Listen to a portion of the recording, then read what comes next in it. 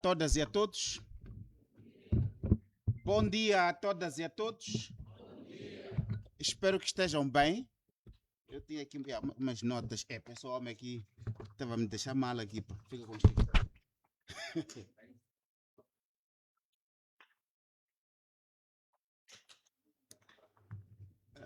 Eu dou as boas-vindas à Sua Excelência, o Dr. Caifadine Manasse, o ministro moçambicano da Juventude e Desportos.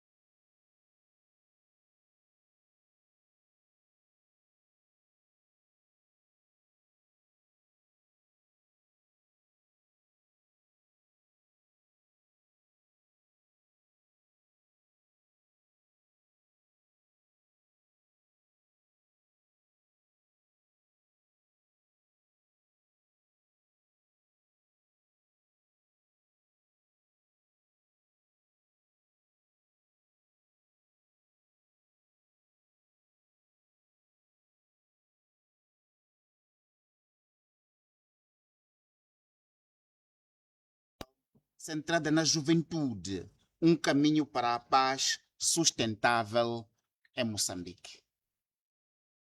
Este é um desafio daqueles grandes. A temática da justiça de transição centrada na juventude, como um caminho para a paz sustentável em Moçambique. Os meus pontos giram à volta, em primeiro lugar, do que estamos a falar quando nos referimos à justiça transacional. E por que estamos aqui hoje? Estamos aqui como nação, como Estado, como sociedade, para debater os nossos problemas. A debater os nossos problemas. E um desses problemas, meus caros, é que muitos dos bairros aqui representados, vejo jovens do bairro da Machaquene, da Polona Caniço, de urbanização, de Ulene, vejo jovens de Mucatina até que estão aqui e são todos bem-vindos. Os jovens estão a dizer que, primeiro, na forma própria deles de falar, disseram que nós levamos porrada no tempo das manifestações. Nós levamos com gás lacrimogéneo, mas nós só estávamos já, como jovens, a sair para manifestar, para dar a nossa opinião para o crescimento democrático do nosso país. Então dissemos, vamos ter um sítio para debater isso. Vamos ter um sítio para debater isso. E não há um sítio melhor como a Universidade Eduardo Mondlane. E não só pela sua posição estratégica, que está aqui entre os bairros que eu mencionei e os ministérios, onde está o governo, mas também porque é aquele sítio onde se discute a questão da desigualdade, a questão de como é que podemos sair da pobreza, a questão de como é que podemos aprofundar a participação democrática dos jovens. Jovens esses que são o presente e o futuro do nosso país. Então, a questão inicial mesmo é esta que tem que ver com aquilo que eu chamaria de, no quadro do que aconteceu em 2024, a questão da verdade e memória. A questão da verdade e memória. Verdade e memória. O que é que significa verdade e memória? Na semana passada, quando preparávamos esta conferência, fomos à casa de um jovem aqui no bairro da Machaquene, que levou com um estilhaço aqui atrás. É um jovem, tem 22 anos e ele para sempre está invalidado, porque atingiu os nervos, etc. E visitamos o jovem com outros jovens que estão aqui. E perguntamos ao jovem como é que vê o país hoje e como é que acha que pode ser reconhecido. Nas suas palavras, o que o jovem disse é a questão da verdade e memória. O que é que significa verdade e memória para os jovens? É dizer, aqueles jovens que tombaram, que sejam reconhecidos. Que sejam reconhecidos esses jovens. Aquele jovem que foi ferido, que seja reconhecido.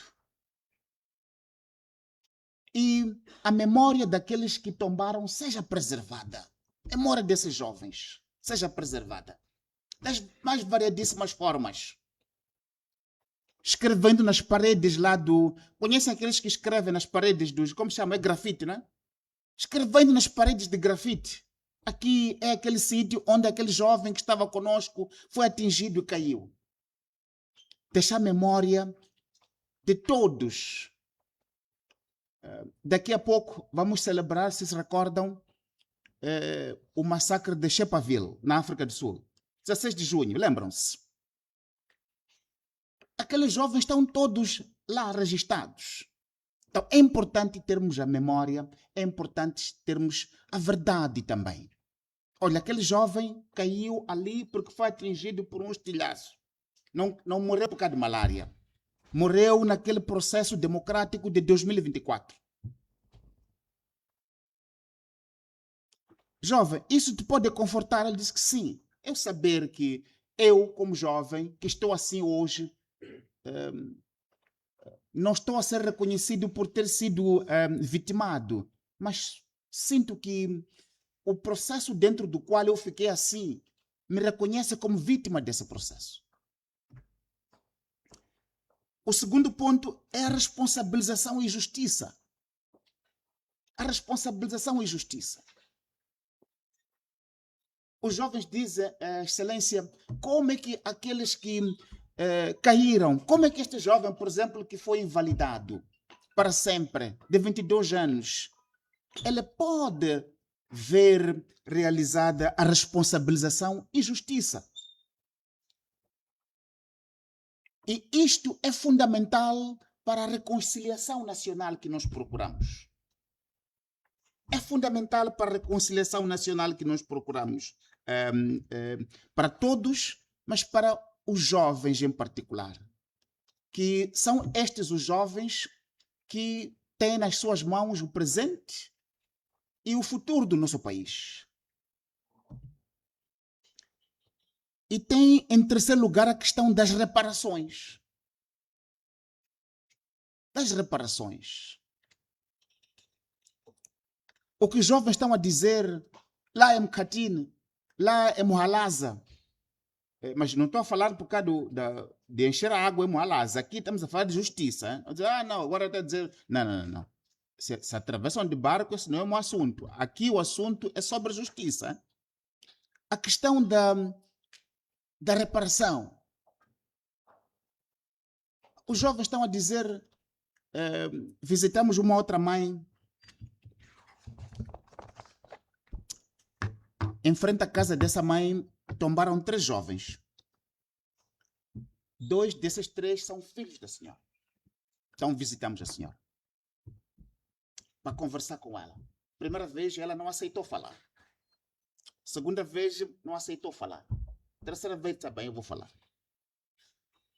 Uma conversa difícil durante mais de 1 hora para conseguir, a senhora baixar, falar, dizer que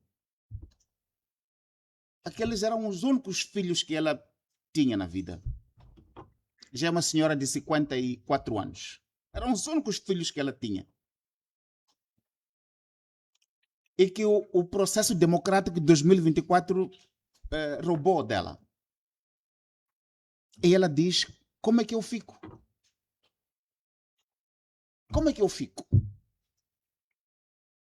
Então, como sociedade, excelência e individualidade aqui presente, temos que encontrar formas de discutir como sociedade, nos organizarmos para que não somente reconheçamos a memória, não somente falemos a verdade, não somente responsabilizemos e façamos justiça, mas também a questão das reparações para aquelas vítimas mais diretas. A questão das vítimas mais diretas. Ontem de manhã, enquanto também estávamos a preparar esta conferência, fomos visitar aquela menina que, não sei se recordam, né, que teve a sua face, né? E fomos visitar a menina. Conversamos com ela. Não há coisa mais traumática para ela como menina. Não há coisa mais traumática para as outras meninas saberem que de processos democráticos você pode ficar desfigurado para sempre. E depois ficar assim. Você ficou desfigurado e ficou assim.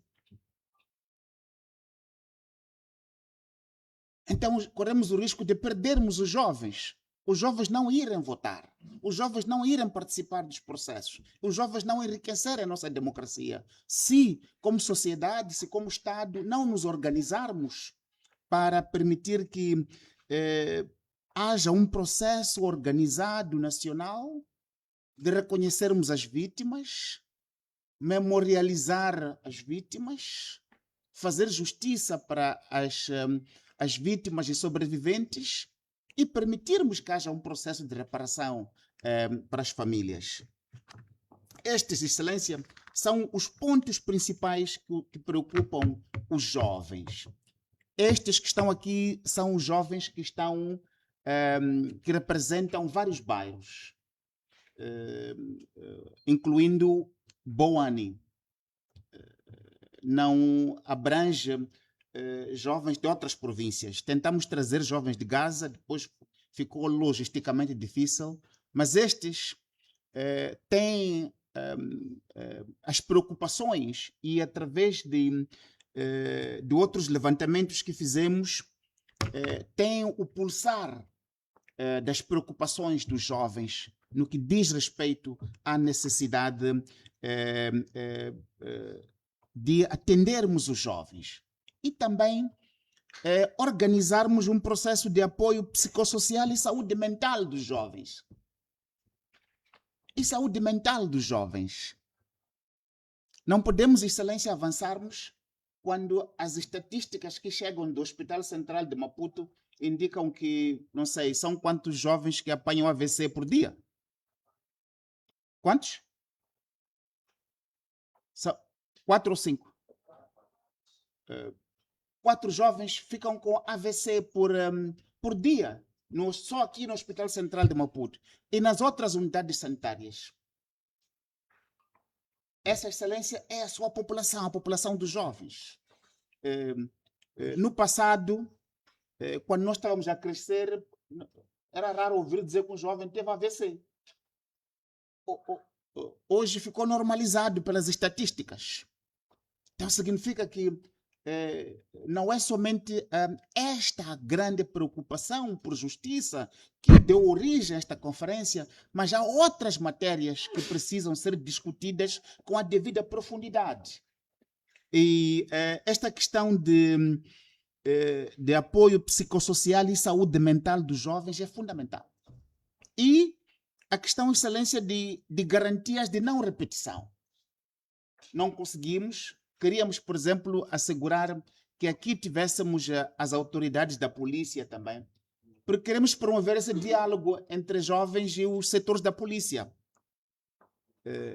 para construir confiança entre este setor, os jovens e a polícia. Os jovens não podem pensar que quando vêm os polícias é sinal de gás lacrimogêneo, é sinal de chamboco, é sinal de Mahindra no sentido negativo do termo. Não, o polícia tem que ser aquele que facilita a vida na comunidade lá dos jovens. Mas neste momento não existe pelas conversas que temos com os vários jovens nos vários bairros, este nível de confiança entre os setores da polícia e a juventude em Moçambique. Então, precisamos promover isto como um dos pilares importantes para dar confiança aos jovens, para saírem, participarem e se apropriarem do processo moçambicano de democratização. E isso é fundamental para também da própria polícia sair a garantia de que o que vivemos em 2024 não vai voltar a acontecer com os jovens. Não vai voltar a acontecer. Não vai voltar a acontecer, Excelência, que quando eu, antes de atingir 18 anos, estava ali, tudo que eu queria era conseguir ir ao cinema Charlotte, ali na Eduardo Mondlane. Até tentar falsificar a idade para ir ao Charlotte. Mas agora já não vou ao Charlotte, porque o Charlotte é sinal daquele blindado que atropelou aquela menina. Lembram-se? O que os jovens não querem é episódios daqueles voltarem a acontecer. Porque aquele jovem, aquela menina, é a minha sobrinha, é a minha vizinha, é a menina de Niquadala, é a menina de Morumbala, é a menina aqui de Esqualaquala, que se vê naquela situação. Então, uma das grandes preocupações e objetivo central deste diálogo, Excelência, chamamos de cimeira, mas é um diálogo, é para que episódios como aqueles que vivemos em 2024 não voltem a acontecer com os jovens. Nem os jovens sejam mobilizados para ações de violência e nem as forças do Estado possam olhar para os jovens como um fator de instabilidade e lhes atingir nas várias formas que nós assistimos. Portanto, é este o propósito e estas são, Excelência, as minhas notas deste diálogo, que agradecemos muito por o Ministério da Juventude e Desportos ter, como sempre, abraçado este diálogo. É um diálogo que se impõe, é um diálogo urgente. Os processos democráticos se constroem com diálogo. E temos aqui a COT, que é essa entidade técnica com essa responsabilidade. Vamos entregar as sínteses dessas discussões. Temos a Assembleia da República. Já é bom que venha mais cedo a Assembleia da República, para não esperar pelos documentos que vão ser submetidos, para já estar dentro das matérias e ouvir diretamente dos próprios jovens.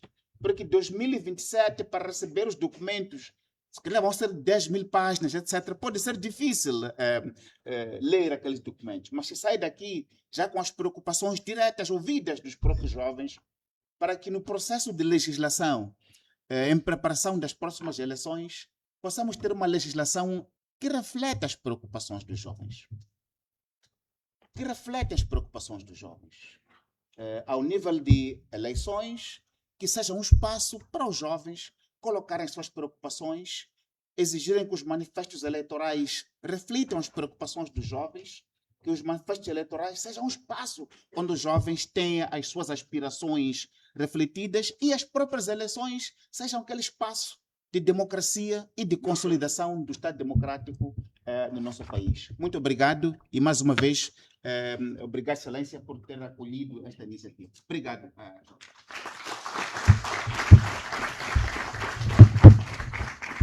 Obrigado, professor Adriano Novunga, por essas importantes notas de boas-vindas, mas também da contextualização do evento.